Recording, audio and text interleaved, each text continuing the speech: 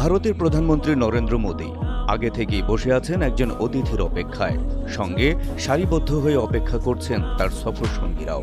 তারপর শ্রেণীকক্ষে শিক্ষক প্রবেশের পর যেমনি করে সব শিক্ষার্থী দাঁড়িয়ে যায়, তেমনি করে দাঁড়িয়ে গেলেন নরেন্দ্র মোদী সহ উপস্থিত সবাই।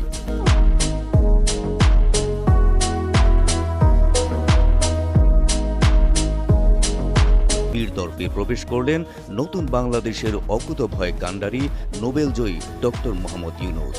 এ দৃশ্য চোখ জুড়িয়ে দিয়েছে কোটি কোটি বাঙালির।